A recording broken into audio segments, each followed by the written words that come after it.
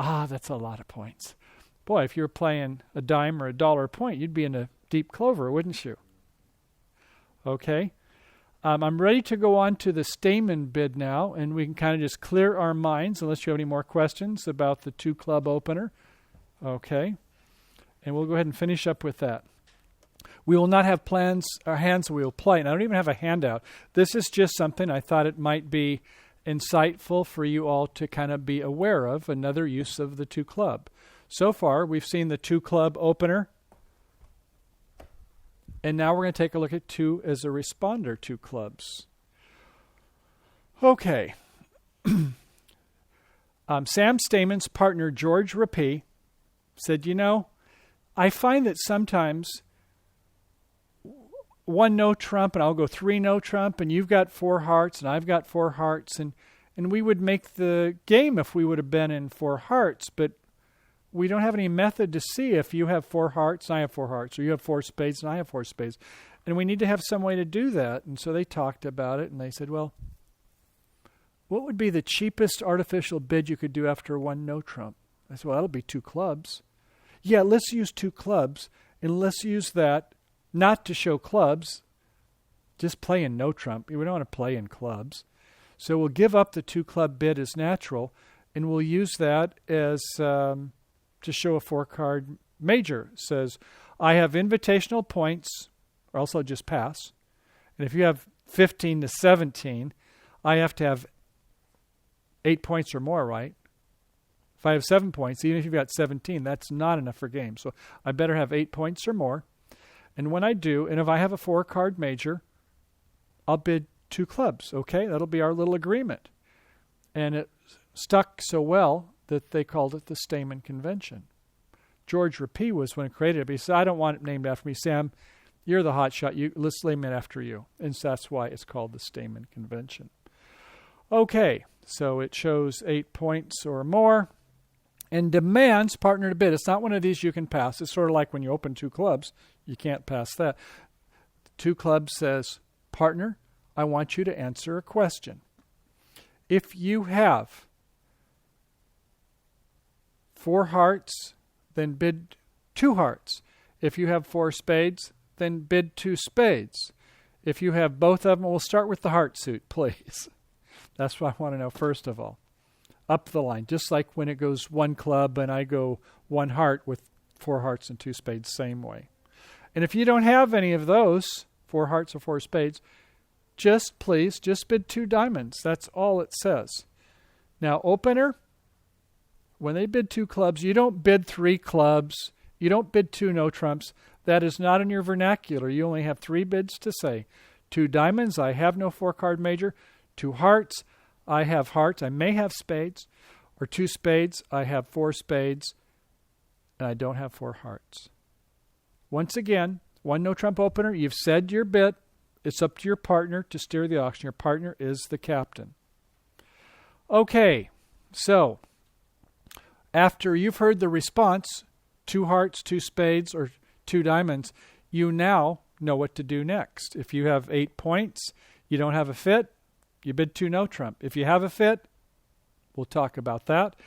And if you have game values, you go to game, either 3 no trump or 4 of your agreed upon major. We'll see some of these.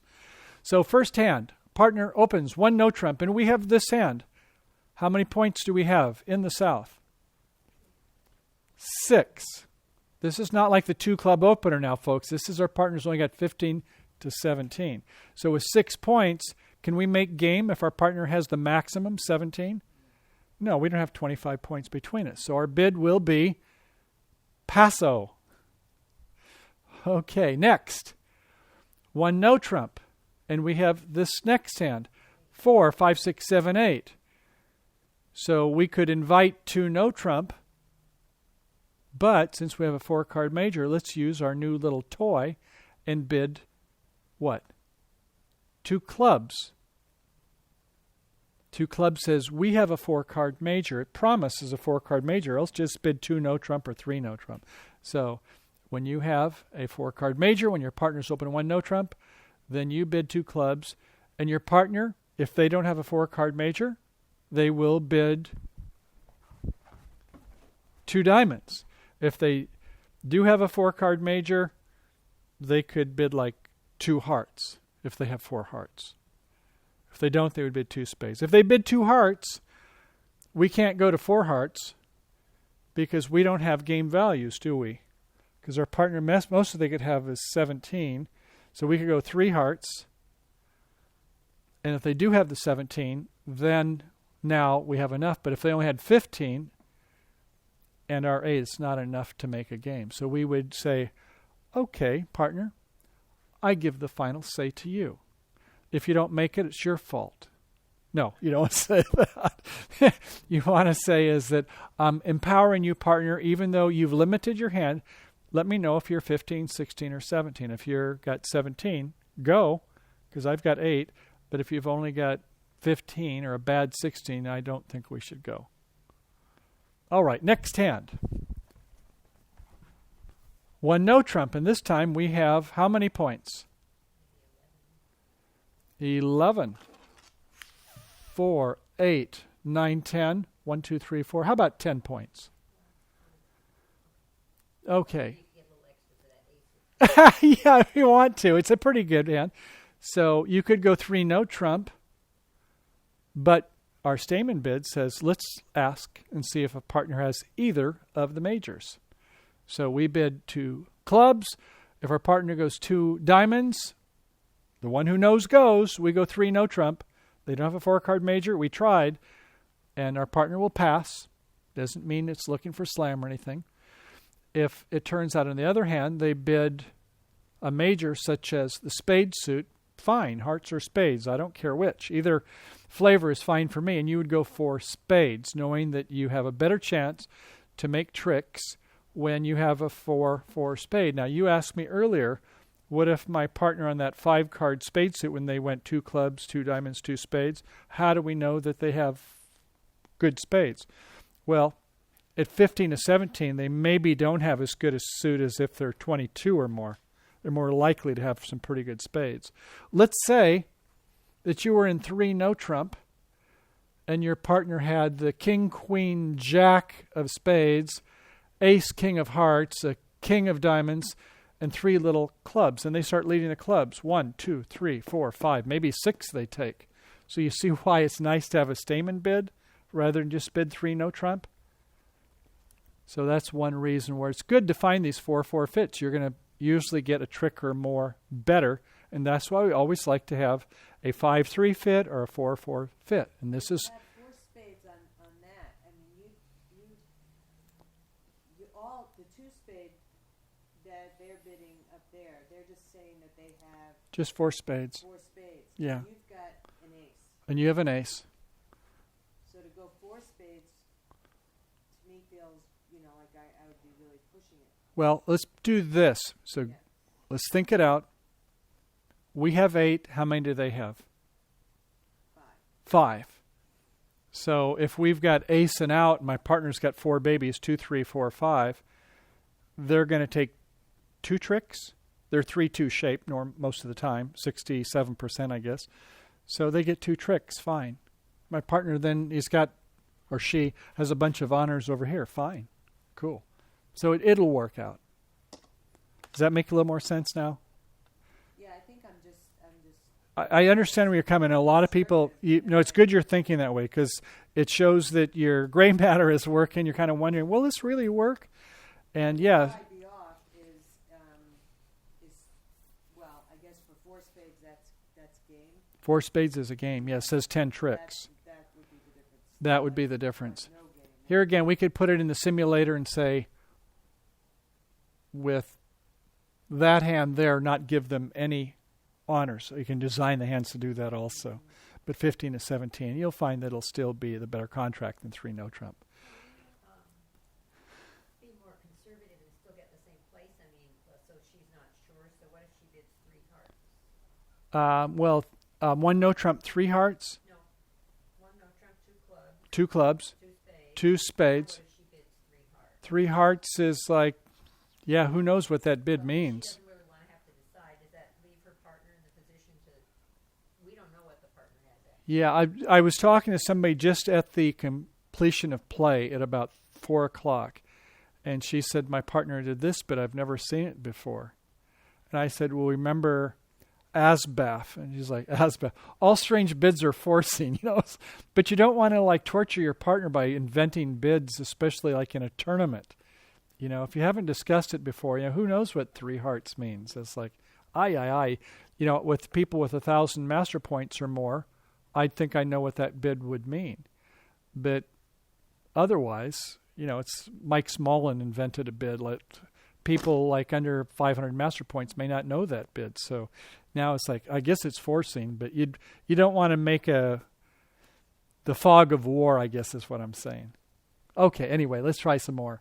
So, oh, sure, go ahead if you have a follow-up. Last thought. So my only thought for doing that would be, okay, well, you're saying, that you have a 4-card major and hearts, and then your partner has the option of bidding 3 no trump if they think that looks better. Yeah, I understand your thinking. It's not a bad idea. You sort of leapt right over that, and you're being confident, I guess. You're being confident, yeah. And like I say, if your partner makes a strange bid you haven't seen before, just assume it's forcing. And if you don't know what to do, just make the cheapest bid. Remember what 2 club, 2 diamonds?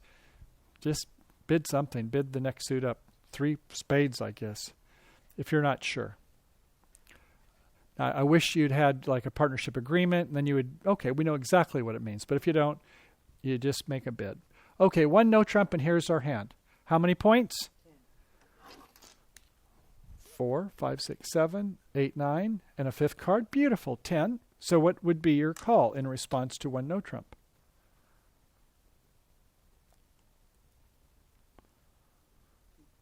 Two clubs, yeah, because your partner could have a 4-card major. I mean, I bet you it's probably my heart suit, but it could be spades. And so if they bid hearts, you just then bid 3 no trump. Okay, fine, you didn't have 4 spades. And if they bid 2 spades, you bid 4 spades. That makes sense? What if you in the north had 4 hearts and 4 spades, and your partner went 3 no trump? So you bid the hearts, your partner then goes 3 no trump. Are you going to pass? I would be thinking, they didn't go right to 3 no trump. They bid Stayman. The only reason they should bid Stayman is because they have a 4-card major. I showed my hearts. They didn't like hearts. Therefore, ergo, they must have 4 spades, correct? So I would correct 3 no trump to 4 spades, because you promised a major, and if it wasn't hearts, and I had 4, then I'll correct it. I'll correct your 3 no trump to 4 spades. Anyway, that does come up once in a while. Okay, next one. 1 no trump. And we're seeing what some of the suits are now. I'm not showing all of them. But how many points do we have in the north hand? 17. Do you think they have any honors in the diamond suit? No, because then it would be more than 17. So it must be no honors in the diamond suit.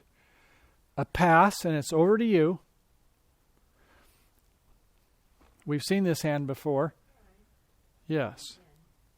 Okay. So we asked for a Stayman. They said hearts. We bid 3 no trump, and they go 4 spades to say, oh, this was that hand where they happen to correct it because they had 4 hearts and they had 4 spades. Now, how do you think we would do if we played in 3 no trump? How do you think that diamond suit's going to fare for us? How many diamonds does the north hand have? 2. I see 4, 8, 9, 10, 11. They've got 2 little diamonds. You think the opponents are going to find the diamond lead? I think so. How many are they going to take?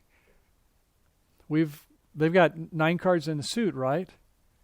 We're not going to make 3 no trump if they've got 9 cards in the suit. So that's another reason why the Stayman works so well. And sometimes we have both majors, and that's what we do. Okay, that's good. Next one, opening 1 no trump, and we have the following hand. Well, I think we're okay with that, but oops, this person interfered with us before we could make our Stayman bid. They bid 2 clubs. They must have a long club suit, I guess. What are you going to bid in the south hand now? You can't bid 2 clubs because they bid 2 clubs. So you need to have some agreement to handle these. You won't see this discussed normally for newcomers, but I just bring it up so that something to kind of whet your appetite for future lessons. And so what you would do is you'd say, you stole my bid, but you can't say that. That's not a bid. So do you remember in a previous week we talked about the double? You would double, and that would imply that person stole my bid. Now, it's not a normal use of a double. It's normally used for a takeout, we said, but it could be used for other things. And so we have different types of conventional bids. And so this person stole my bid. Double means I want to bid Stayman. And that would be the way you could do that. Okay. So, stolen bid. And 1 no trump opener. Here's our hand, 4, 8, 9, 10, 11. Pretty good. Oh, we had a singleton heart, and sure enough, this clown wanted to get in the auction and bid 2 hearts. Maybe they've got 6 hearts to the ace, jack, 10, something like that. And they just say, okay, I'm going to get in the way. And do they know what they're doing? What are they going to bid? Well, you can't make a double, hardly. I guess double, would that be for penalty or for takeout? So what happens for people who get more advanced, what they'll do is they'll bid the opponent's suit. They'll bid 3 hearts. And that's the Stayman to say, I've got 4 spades, I don't have 5. And this is kind of advanced, isn't it? It's really things that we don't have any business learning now. But just to let you know, the Stayman bid has some other treatments and usages when the opponents get in the auction. We don't have to worry about that. We're just going to get into this kind of stuff where 1 no trump, and we either go 2 clubs and see if there's a major, no majors, we play in 3 no trump, and so on and so forth. But what's that? How do you become a convention? Well, that's a great question. I suppose it, and that's a real interesting question. I'm going to answer that in some detail. And the answer is that when you get to be a hotshot bridge player, and you're like playing on a national or international team basis, and you start winning, everyone's like, whoa, Mike and Shirley, man, they've got some really great methods. Look at them, man. Let's start doing what they do. And then it's like, oh, let's start playing the Anderson system. I like the Anderson, man. That's a good one. So, yeah, that's how it happens, is that people get to be good. Sometimes it gets to be where, they are teachers, but usually it's because they're national, international pros. And I see some ones that usually it's a person's last name. Mm-hmm. Did I tell you about the Michaels Cubid? Yeah, so it's like that. It could be a person has a first and last name the same. Sometimes it's more descriptive of the bid. It's just by the name of the bid.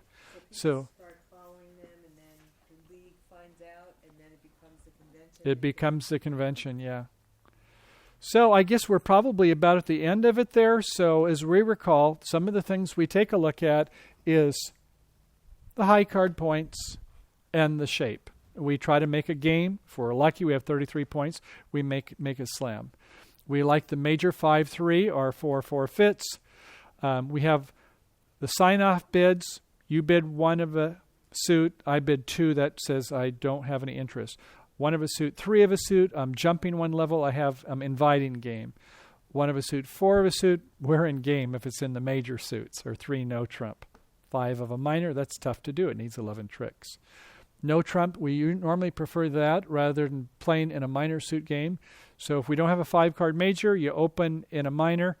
I'm going to do just like a Stayman kind of thing, except I get to bid my 4-card suit, so I don't have to use a Stayman bid. So I'll bid 1 heart if I have 4 hearts and 6 points or more. And we try to find a major rather than that. Are we playing no trump? Overcalls we spoke about. The opponents love to compete. And it's sort of like we saw when we respond something other than 2 clubs, 2 diamonds. If you've got 2 of the top 3 in a suit and a 5-card suit, that would be kind of the time you might want to overcall. So that's a possibility.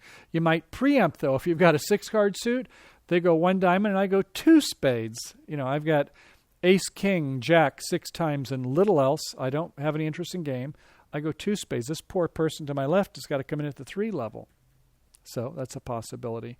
The 2/1 response, 1 of a major, and I go 2 of a minor, or maybe even 1 diamond, 2 clubs, 10 points or more, and typically a 5-card suit, 10 points or more. You should be able to make a 3-level contract, 12 and 10. You should be able to be up there around a 3-level contract. Maybe 3 no trump, maybe a game. Okay, so 2 clubs strong and our 2 diamond typical weighting response, unless you've got 2 of the top 3, 8 points or more. And 1 no trump. Another use of 2 clubs as a responder is the Stayman bid that we just talked about. So we covered a lot in this course, I realize, and the thing to do next is to start getting your hands on some cards. So we have the intermediate lessons coming up. I'm thinking it may be more in the daytime, but if we get a chance for evening, for those of you who like the evening play, as I'll see what we can do there, or maybe another club where I can make recommendations to you. There's the books, the magazines, the newspapers, websites like mybridgehands.com or a lot of other ones. Pat Harrington, you can get her lessons on a simulator. There's another one, Bridge Baron. You can order that one, and it plays on behalf of all 3 of the other people, your partner, your left-hand opponent, your right-hand opponent. And if you want to, you can hit the little help button, and it says, the Baron suggests 2 clubs. Oh, okay. It says I should bid a Stayman bid. Okay. So you can use programs like that, which are CAI, computer-assisted instruction. Those are, some people like those. Or like the Learn to Play Bridge for those who like a slideshow. And then playing face-to-face is great. Or online play like we saw earlier. So, thank you so much for coming. And do you have any final questions, critique? I don't know if you wanted to fill those out. But what can I do to help you on your journey? Is that played just once a week, or is there play going Oh, at this location? Yeah, the lesson, or I should say the games here are played Monday evening. I think it starts at 6:30, goes till about 9:30. And for people under 750 master points, so you don't get the real hot shots, they're allowed to play in that game. So it's people that are kind of up and coming. There's the Wednesday game, and there's the open part of the room. And if we get 2 or 3 tables or more, then we have where the people that are the non-life masters, they get to play without going in the deep waters. They can play over there. And then on Friday, they have a noon game. And I think that's about it. Oh, they have a Thursday game. Looks like the next one's November 5th, but they have some evening games on Thursdays also. So, what's that? Yeah, they're pretty much everything's $10 in the county for 3.5 hours, so you get quite a bit for your money. Jim Cohen, who plays here, and he's just started up a game on, I'm not sure if it's Wednesday evening. Seems like it's either Wednesday or Thursday evening. And you can find on the district site, marinbridge.com is our unit site with all the clubs in the unit. You can look to see where the games are, where the lessons are, and when different play is. And he's got one in Mill Valley that is either on Wednesday or Thursday night. I think if a person has completed the intermediate lesson, now they're starting to be able to be ready to play. They're not going to probably win at first, but they're going to learn quite a bit. And so, I remember I was playing with a fellow who was, first time he got in, he was played several months in social bridge, and we played, and we either came in first or second place. And he's like, well, this is pretty easy, Hap said. And well, it was that time for him. But we had you always love when you get gifts from the opponents and you do a couple things right.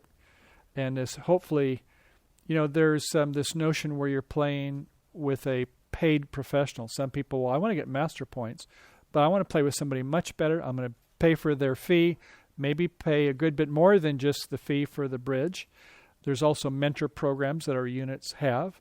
And so, they'll give you help. And they'll oftentimes, if they get to be the declarer, then it's pretty easy. We're just sitting as dummy, right? So, but then sometimes, I'm the one in a slam contract. Well, I know when I should pull trump or do a finesse or, do an end play or some other thing. Try a squeeze. It's like, then it's like, uh-oh. And that's where you start to learn more and your partners help you. As I was saying today, sometimes if you have somebody that's a little better than you, then they can be a good coach. Or sometimes they're a fair amount better and they'll be a mentor. Sometimes they'll do it just, you pay for my fee and I do it to give something back to the game. But the people in these games, they're not interested in doing that. No, there are some that do. In fact, the person I was talking to between 3:30 and 4, that was exactly. They have somebody that they play with on Monday night that is many, many years better than them and just is happy to help. So there is in most units. Now, we have a club, and the next level up is a unit. We're the Marin unit. A lot of them are county-based.